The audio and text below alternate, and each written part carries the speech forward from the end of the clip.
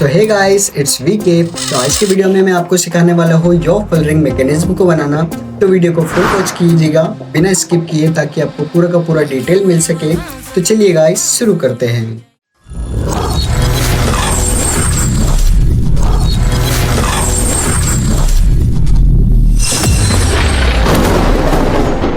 So guys, इस automatic यो filtering system को बनाने के लिए ये यहाँ पे मैंने कुछ इस टाइप का मैकेनिज्म को तैयार किया है मोटर के साथ। ठीक है गाइस, तो ये पूरा माइक्रो कंट्रोलर बेस्ड प्रोजेक्ट रहेगा। तो ये ऑटोमेटिक डिसीजन ले पाएगा कि कब क्या करना है, रियल टाइम कंडीशंस के अकॉर्डिंग ये वर्क करने वाला है। गाइस, मैं यहाँ पे बताना चाहूँगा मैंने इसको कैसे बनाया है और मैं क्या बनाने वाला हूँ मैकेनिज्म के अंदर। तो सबसे पहले आप देख लीजिए, ये एक रॉड है और ये रॉड पूरे अंदर तक है। ठीक, अब इस रॉड के अंदर मैंने क्या किया है, ये बड़ा वाला पाइप देख रहे होंगे आप नीचे बेस के लिए, मैंने इसको असेंबली टाइप का बोला ही है। तो मैं इसको आराम से यहाँ पे असेंबली कर सकता हूँ नट की मदद से। और इसके ऊपर एक पाइप है। अब पाइप के अंदर क्या है, यहाँ पे और यहाँ पे दो बेरिंग है और बेरिंग के बीच में ये रॉड है जो यहाँ पे मूवमेंट कर पा रही है। ठीक है, अब ये रॉड के ऊपर आप देख लीजिए, यहाँ पे मेरे पास एक कूलर की मोटर का एक कवर पड़ा हुआ था। इसके अलावा कोई सर्कल नहीं मिल पा रहा था, मैंने इसलिए इसको यूज़ किया है। और इसके ऊपर मैंने बारीक वाली जो चेन है इसको वेल्डिंग कर दिया। सबसे पहले मैं बताना चाहूँगा एक यो फिल्टरिंग मैकेनिज्म के बारे में। जब हैवी विंड्स कंडीशन आ जाती है, अभी नॉर्मल तो हम जैसे हमारा टर्बाइन घूम रहा है तो आप एक टाइप से एज्यूम कर सकते हैं कि ये हमारी टेल है। तो अगर ये नॉर्मल होता तो ये पिछले बार जैसे कसाया हुआ रहता है, ये बिल्कुल हिलता नहीं। ठीक, लेकिन अब जैसे मान लीजिए अभी नॉर्मल हवा चल रही है तो ये टर्बाइन इफिशियंट है और हमको इफिशियंसी दे रहा है। ठीक, लेकिन जब हेवी विंड्स या फिर स्टॉर्म्स जैसी कंडीशन हो जाए, उन कंडीशंस के लिए ये टर्बाइन नहीं बना है। ठीक गाइस, क्योंकि इसमें क्या होगा, ये टेल तो उसी साइड रहेगी जहाँ पे ये है, मीन्स हवा इस डायरेक्शन में चल रही है तो टेल यहीं पे रहेगी और टर्बाइन को उस डायरेक्शन में मोड़ के रखेगी। लेकिन दिक्कत क्या है, टर्बाइन हमारे कंट्रोल से खो सकता है इसकी वजह से। तो टर्बाइन को खोने से बचाने के लिए, मीन्स ज़्यादा आरपीएम की वजह से ब्लेड्स के अंदर, क्योंकि गाइस आपने बड़े वाले टर्बाइंस भी देखे होंगे जिसमें 3 ब्लेड्स होती है, तो 3 ब्लेड्स बहुत कम रोटेशन पे घूमती है। और उसके कम रोटेशन पे घुमाने का रीज़न भी यही है कि हम जितनी ज़्यादा ब्लेड की लेंथ बढ़ा देंगे ना, उतना ज़्यादा उसकी क्रिटिकल आरपीएम कम हो जाती है। तो इसी वजह से बड़े ब्लेड्स को बिल्कुल धीरे धीरे घुमाना ज़रूरी होता है। अगर हमारे पास छोटा पंखा होता है, जैसे मेरा सबसे पहला टर्बाइन जो चैनल पे डाला हुआ मैंने, उसकी आरपीएम बहुत ज़्यादा थी और सेकंड वाली की भी आरपीएम ज़्यादा थी, लेकिन इस टर्बाइन की आरपीएम बहुत ज़्यादा कम है, क्योंकि इसका जो लेंथ है, इसका जो डाया है टोटल उसका, तो वो भी बहुत ज़्यादा है। तो इसीलिए हम यो फिल्टरिंग मैकेनिज्म को यूज़ करने वाले हैं। तो यो फिल्टरिंग मैकेनिज्म पूरी तरह से ऑटोमेटिक भी आता है जो मैं बना रहा हूँ, और एक और आता है जो पूरा मैकेनिकल बेस्ड होता है, मीन्स मैकेनिज्म के थ्रू कहीं ना कहीं ये आपस में चेंज कर पाता है। लेकिन हम यहाँ पे पूरा तरह से ऑटोमेशन करने वाले हैं कि किस तरह से रियल टाइम डिसीजन ले पाएगा। तो इसके अंदर मान लीजिए मैंने जैसे बताया था, ये हमारी टेल है। तो जैसे गाइस, जैसे अभी हवा इस तरफ से इस तरफ चल रही है तो ये टेल इस साइड रहेगी और हमारा विंड टर्बाइन का जो पंखे की डायरेक्शन है वो ये है और ये क्लॉकवाइज डायरेक्शन में घूम रहा है। लेकिन जैसे ही अगर ज़्यादा इसकी आरपीएम हो जाती है, मीन्स क्रिटिकल आरपीएम के भी ज़्यादा पार पहुंच जाता है हमारे टर्बाइन का जो रोटेशन है, तो क्या होगा, ये यो फिल्टरिंग मैकेनिज्म वर्क करेगा, इसकी मोटर वर्क करने लगेगी। तो जैसे मैंने यहाँ पे एक मोटर लिया है, इसके अंदर यहाँ पे गियर भी लगा के रखा है। तो इस गियर की मदद से ये क्या होगा, इस टाइप से इसको घुमा देगा। तो इस टाइप से घुमाने से क्या हो जाएगा, अभी देख लीजिए, टेल का काम होता है विंग को सेंस करना और उसकी टर्बाइन की एक्सिस को रोटेशन देना। ठीक, तो ये क्या करेगी, जैसे ये पार्ट इधर आ गया तो ये पूरा का पूरा टर्बाइन का ये जो नीचे वाला बेस है ये इस तरफ मुड़ जाएगा, मीन्स जो विंड के डायरेक्शन है उससे थोड़ा सा अलग हो जाएगा।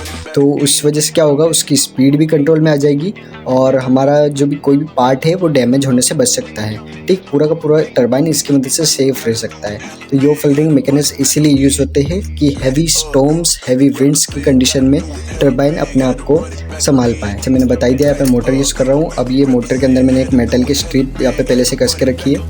मेरे को करना क्या है, ज़्यादा कुछ नहीं करना, मुझे एक और मेटल की स्ट्रिप लेके इसको यहाँ पे वेल्ड कर देना है और उसके बाद हम इसको आराम से यहाँ पे इसे असेंबल कर सकते हैं। और असेंबल करने के बाद जैसे हम मोटर में पावर देंगे ये अपने आप को चेंज कर पाएगा और बाद में मैं टेल इसके अंदर यहाँ पे स्क्रूज या फिर नट बोल्ट्स की मदद से यहाँ पे कस सकता हूँ। ठीक गाइस, सो गाइस मैं आपको यहाँ पे फुल वीडियो तो बना के नहीं बता पाऊँगा, क्योंकि वैसे ही वीडियो काफ़ी ज़्यादा लंबी हो गई है। आपको मेन तो नॉलेज देना था जो कि मैंने कर ही दिया, मुझे ऐसा लगता है वीडियो के अंदर। ठीक गाइस, तो बस अब इसका जो वेल्डिंग प्रोसेस है वो शुरू करते हैं और उसके बाद हम नेक्स्ट वीडियो के अंदर इसका पूरा सेटअप, इसका ऑटोमेशन, कोडिंग सब कर लेंगे। तो गाइस जैसे कि आप यहाँ पे देख सकते हैं कि ये कंप्लीट हो चुका है और ये मैंने अलग से लगाया हुआ है। मैं इसके बारे में आपको बताऊंगा थोड़ी देर में। तो जैसे कि मेरे को वेल्डिंग करनी थी बस इस मोटर में, तो इस मोटर को मैंने यहाँ पे वेल्डिंग के थ्रू फिक्स कर दिया है। अब ये अच्छे से वर्क कर रहा है। ठीक, तो ये इस टाइप से जब मोटर घूमेगी तो ये डायरेक्शन को चेंज कर पाएगा। और गाइस इसके अंदर मैंने जो डिग्रीज बताई थी तो मैंने इसको 30 डिग्री पे सेट कर दिया है। मींस आपको मैं पहले चला के दिखाता हूँ। तो जैसे कि ये पीस यहाँ पे लगने वाला था तो उसको कुछ इस टाइप से हम 2 नट और बोल्ट की मदद से यहाँ पे कर सकते हैं इजीली। ठीक, और बाद में ये देख लीजिए जब ये नॉर्मल कंडीशन में रहेगा, जब विंड फ्लो अच्छा रहेगा, मीन्स क्रिटिकल आरपीएम के काफ़ी नीचे रहेगा, तो क्या होगा कि ये इस कंडीशन में रहेगा। लेकिन जैसे ही विंड की जो स्पीड है वो बढ़ जाएगी तो ये क्या करेगा, यहाँ पे ऑटोमेटिक इसको कुछ इस टाइप से मोटर की मदद से घुमा देगा। और इसके पीछे जो है टेल लगने वाली है, जैसे मैंने बता ही दिया। इसको 2 होल भी कर लिए इस पट्टी में, तो इस पट्टी की मदद से हम टेल को यहाँ पे कस सकते हैं। ठीक, असेंबल कर सकते हैं। जैसे ही विंड फ्लो अच्छा हो जाएगा तो ये ओरिजिनल पोजीशन पे लौट आएगा। इस मैंने यहाँ पे जो ये 3 पीस लगा के रखी है, तो इसके बारे में आपको अगले वीडियो में पता चलेगा। तो ये आप समझ लीजिए एक टाइप से सेंसर्स को मैंने बनाया है ताकि हमारे wind turbine means wind turbine का खुद का एक ब्रेन हो जाएगा। तो रियल टाइम डाटा के अकॉर्डिंग ये पहचान पाएगा। मीन्स जब यहाँ पे आरपीएम मीन्स यहाँ पे जो डायनेमो लगा है उसकी आरपीएम जो ज़्यादा तेज़ हो जाएगी तो इसके अंदर क्या होगा, इनिशियल पोजीशन में तो यहीं पे रहेगा जब तक विंड फ्लो अच्छा है। इनिशियल पोजीशन पे तो ये यहाँ पे रहने वाला है। ठीक, ये वर्क तभी करेगा जब क्रिटिकल आरपीएम के ज़्यादा इसकी जो डायनेमो की आरपीएम बढ़ जाएगी। ठीक गाइस, तो जब ये क्रिटिकल आरपीएम से ज़्यादा हो जाएगा तो ये ऑटोमेटिक कुछ स्टेप से वर्क कर देगा और यहीं तक रुकेगा। उसके बाद ये स्टॉप हो जाएगा, फिर ये वापस इधर हो जाएगा और फिर ये स्टॉप हो जाएगा। ठीक, तो मैं आपको पहले इसको चला के बता देता हूँ। सो गाइस इसको चलाने के लिए मैं वही 12 वोल्ट की जो बैटरी मैंने बनाई है तो इसको यूज़ कर रहा हूँ। और यहाँ पे कुछ इस टाइप से मैंने मोटर में ये कनेक्ट कर दिया है और बाद में ये स्विच जैसे पिछले इसमें भी बताया था मैंने, तो इसी टाइप से बस इसके अंदर वायर कनेक्ट करते हैं और देखते हैं कैसे वर्क करता है। गाइस मैंने यहाँ पे बैटरी को कनेक्ट कर दिया है और अब इस स्विच की मदद से अभी के लिए मैं आपको इसकी वर्किंग देख के बताऊँगा। ये वैसे ये भी ऑटोमेटिक रहेगा और इसका जो ब्रेकिंग मैकेनिज्म है वो भी ऑटोमेटिक रहने वाला है। तो देखिए अब ये स्विच प्रेस करते ही क्या होगा। जैसे मान लीजिए अभी नॉर्मल फ्लो है विंड का, ठीक, तो हमारा डायनेमो जो है घूम रहा है और इलेक्ट्रिसिटी जनरेट कर रहा है। मान लीजिए कि इसके अंदर ज़्यादा विंड स्पीड आ गई और इसकी आरपीएम जैसी मीन्स चेंज हुई और क्रिटिकल आरपीएम से जैसी ज़्यादा हुई तो ये क्या करेगा, यहाँ पे सिग्नल आएगा ऑर्डिनो के पास, जो यहाँ पे ऑर्डिनो लगेगा और ऑर्डिनो इस इनिशियल पोजीशन से इसको हटा के कुछ इस टाइप से यहाँ पे भेज देगा और फिर ये दोनों के दोनों एक टाइप से शॉर्ट हो जाएंगे और शॉर्ट होने की वजह से एक टाइप से बंद हो जाएगी प्रोसेस। उसके बाद जैसे ही विंड फ्लो नॉर्मल होता है तो ये इसके ओरिजिनल पोजीशन पे वापस लौट जाएगा। तो इनिशियल पोजीशन जैसे मैंने बताई दी है यहाँ पे रहेगी, तो ये दोनों के दोनों वायर पहले से ही शॉर्ट हुए रहेंगे और यहाँ पे मैंने इस टाइप से पहले से स्प्रिंग लगा रखी है तो इस वजह से ये पहले से चिपका हुआ रहेगा इससे। तो जैसे हम इधर करेंगे ये इससे शॉर्ट हो जाएगा और ये रुक जाएगा, उसके बाद इतने पे वापस से इनिशियल पोजीशन पे आ जाएगा। ठीक, और अब आप बात करेंगे कि इसके अंदर जो है कितने डिग्री का एंगल पर मोड़ सकता है, तो ये 30 डिग्री के एंगल तक मोड़ सकता है। इसको मैं आपको दिखा देता हूँ। तो ये यहाँ से माने अगर आप यहाँ से लेके यहाँ तक का 30 डिग्री का एंगल बन रहा है तो ये 30 डिग्री के एंगल पर मोड़ने की वजह से हमारी जो टर्बाइन है ये बचा रह जाएगा।